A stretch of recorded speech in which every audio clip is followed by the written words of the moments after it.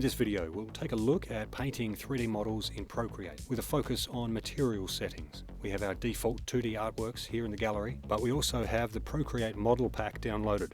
We'll use the SodaCan model for this. Now then, to start with, when working in 3D, we can rotate the view of our object with one finger.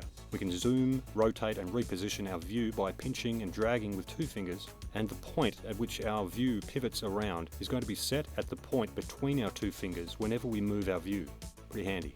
And using a quick pinch, we'll fit the entire model nicely within our canvas. Let's jump into layers now, and we'll look at how the model and the textures that we're painting on are all laid out. The different groupings here, in this case called lid and can, are the different texture sets. So this can model has two texture sets, and our first set, lid, contains two meshes or sub-meshes, the lid and the tab. The second texture set, can, contains only one mesh, the main body of the can. Depending on how the model you're working on was created, you may have different amounts of textures and meshes, but the structure here will always be the same. Texture sets, then the meshes within those sets. The texture names and their related meshes are all defined in the modeling software they were created in, so we won't be able to edit them here in Procreate. We can select a mesh to work on from within our layers by tapping that mesh. We can also select meshes from the canvas by tapping with one finger on the desired mesh, and we just saw in our layers that both the lid mesh and the tab mesh are within the same texture set. If we hold the modify button, then tap either of these meshes, then we select every mesh within a texture set to paint on.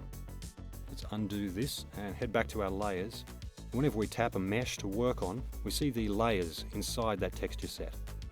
The visibility of our layers can be toggled off and on with the checkbox on the right as usual, but we can also hide entire meshes in the very same way. If we tap the materials icon of any layer, this little wireframe cube next to the blend mode letter, we reveal the three materials that make up that layer. Color, also called base color, then roughness and metallic. This can already has materials painted on. We want to start with a clean slate, so we're going to hide this layer with the checkbox and create a new blank layer to work on with the plus button here. I'm going to rename this new layer Dirty Can. Open the materials for this layer. Now if we tap and select one of these materials, we can work on it independently of the other two. Let's start with color.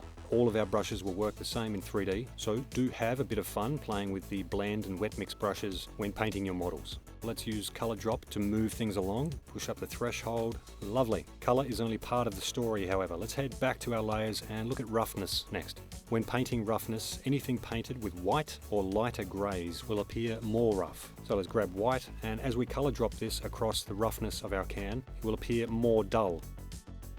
And painting with black or darker grays, things appear more shiny. Next, we'll target the metallic in our layer. Here, if we paint with white, the object will appear very metallic. And painting with black will look non-metallic, more like shiny plastic. Targeting layer materials individually can be great for some things, but if we now select the layer itself, then we can paint on all three materials at the same time. And by doing this, the metallic and roughness settings are now controlled from within the brush itself. Instead of creating a brush from scratch that will take advantage of the material settings, we're going to edit an existing brush to do that. So we'll make a new brush set for this. As a base, we're going to use the same medium hard airbrush that we had before. Drag and drop that into our custom set.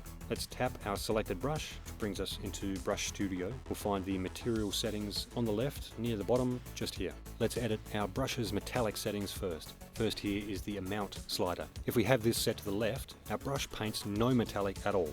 And to the right, it appears very metallic. Or more correctly, it appears as metallic as our chosen source image here will allow. The default image here is a solid white image. We can assign any grayscale source image, and we can do that by tapping Edit just above the image preview.